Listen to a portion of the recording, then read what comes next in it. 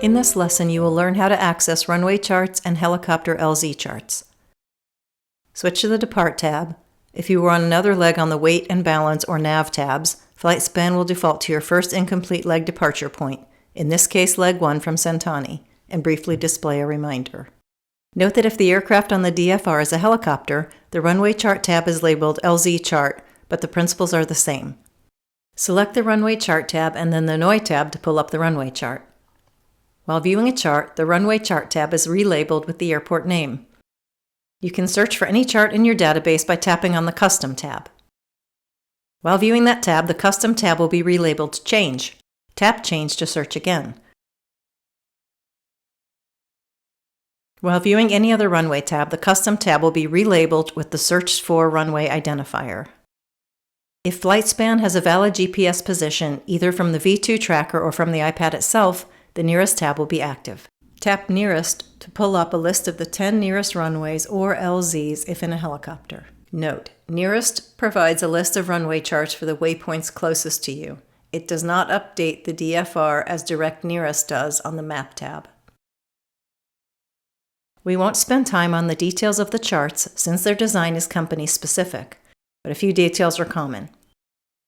The date of the last operation at this runway by your company is noted at the top. If it's been more than 6 months, it will be highlighted in yellow. Company NOTAMs and inspection status, if inspection is due, will be noted and highlighted. If you manage your runway and LZ charts outside of the flight span ops, scroll down to see additional information.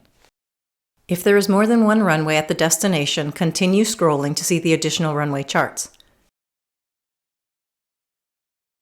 If your company has enabled management of charts within flight span ops, there are some differences to note. The chart revision date is on the left below the NOTAMs, inspection status, and last operation date. Scroll down below the runway chart to see the revision history. Any changes made in the last 60 days will be displayed. At the top on the right, it tells you which aircraft type the chart applies to.